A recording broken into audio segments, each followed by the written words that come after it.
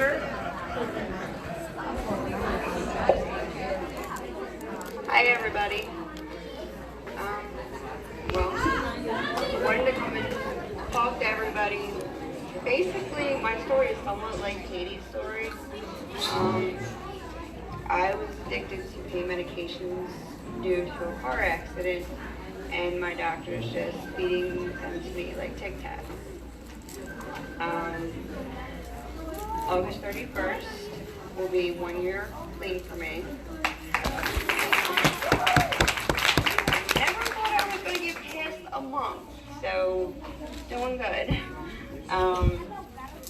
I just lost my fiance 2 Saturdays ago to a heroin overdose. He was getting ready for work. He was sick. He took his medicine and never woke up. Between him and I, he was in rehab not once, not twice, not 3 times, not 4 times. He had just come out of his 5th rehab and was clean for just over a year and thought that he was going to be able to handle it now. He had tools to be able to handle it. And before I knew it, I would get calls. I'm from New Jersey. I would get calls from him saying that he was at he was in Camden. And there's where the buses and everything go. And I get calls from him saying that's where he was. I needed to come get him. I would refuse to come and get him. Not because I didn't love him, because I love him with all of my heart. But he was going to do that. I wasn't going to support it. I never took him. I never picked him up. I never gave him money. He worked. He was a licensed plumber. Made very good money. But he didn't have anything to show for it. The only thing he had to show for it was my engagement ring. Everything else went to the drugs. Went to lying to his mother, lying to his father. He was shooting up more, pardon my language maybe, but he was using more, and it had only been a month that he had started again. He was doing great before that. Then he went around his best friend. I couldn't be around him. I took myself away from it because I was not going to jeopardize my sobriety for his sobriety. I loved him to death, but that love had to stop. That love had to put the brakes on, and I didn't want to do that, but I couldn't help him stay sick. I wanted him to go to detox, and he begged me. The last thing he said to me was, I want to get clean again, but I can't let my dad know, because my dad would disown me for being a junkie again. His dad wouldn't have disowned him. His dad was there every time to help him. All I wanted him to do was put his hand out and say, I want to go back to rehab. I want to detox. I would have done anything for him except support his habit. I gave up my habit and went through 3 weeks of ungodly pain because I said no to my doctors finally, but he couldn't say no to his best friend. Last week we had a memorial with his friends. It was beautiful, and still I had to walk out. I had to leave before everything was over because I saw somebody walk in the house with a needle.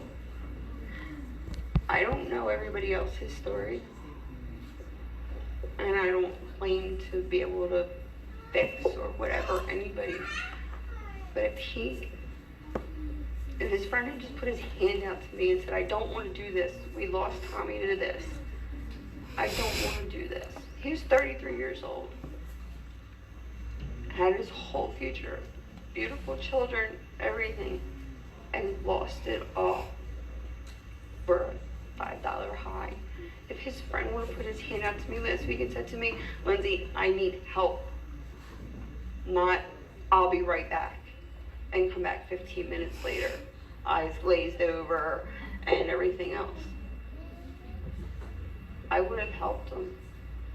I would have done whatever it took to help his friends, his family, heck, a perfect stranger. If somebody says to me, I need help, I need to get off of this, I have friends in New Jersey who will try and get them into detox, into rehab, sober living, whatever. I just want everybody to realize he did those drugs for so long, and when he had quit, that one last shot, he thought he was going to get that one last shot before he went to work, and it took his life. It took him from his kids, his family, me. It took him from his friends, everybody. Are the drugs really worth it? I found for myself, I can't remember things for the last 10 years, because it's been 10 years that I was on pain medications. I don't remember things. I have photographs. I look like I was happy and smiling. My son, who's special needs, he used to just tell everybody, Mommy's sleeping. Mommy doesn't feel good. No, Mommy was high as all get out. Okay? And my fiance knew. He never stopped me. I wish he had stopped me. He hid his using before going back to rehab. The worst thing that he could have done was hide it from me. Because I had a funny feeling because of who his friends were. Pain medications lead to heroin. And the only saving grace of God right now for me, everything that they mix heroin with and all the other street drugs, I'm allergic to everything. They mix them with morphine, allergic. Carfentanil and fentanyl, allergic to it. I wouldn't touch it. But here's the thing, I didn't have to. My doctors were feeding it to me. He had to go to the streets. I didn't. And I guess I'm lucky that I didn't, because I'm standing here today. But 2 weeks ago today, I got the most awful phone call that I could get, and that is the man that I love, the man we were planning our wedding, had died of cardiac arrest from using, and was dead in less than 3 minutes. I don't understand it, and I can't claim to understand heroin use, but my using and his using together, we were the best of friends who hated each other.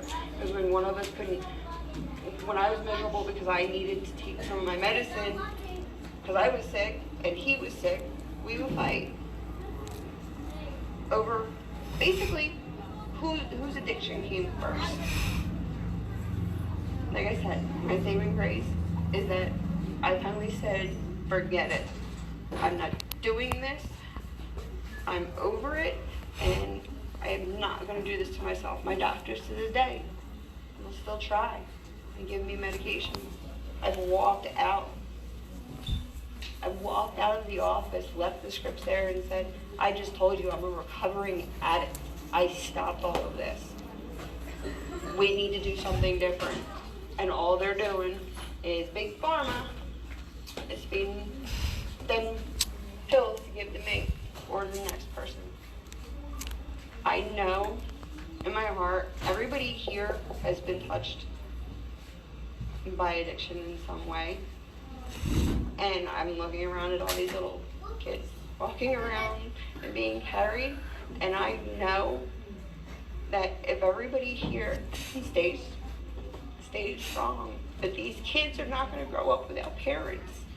They're not going to grow up thinking, oh my God, my mom didn't love me or my dad didn't love me, because they love their drugs more.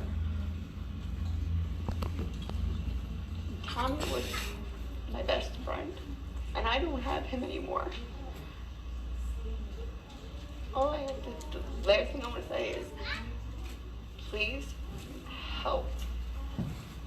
somebody in your family has a problem, whether they get mad at you and scream at you or not, you know what the best thing to do is let them scream, because you screaming back at them might just get through their head that what they're doing is taking them away from the best thing that they could have, which is a good life with friends and family. Like I said, I love Tommy.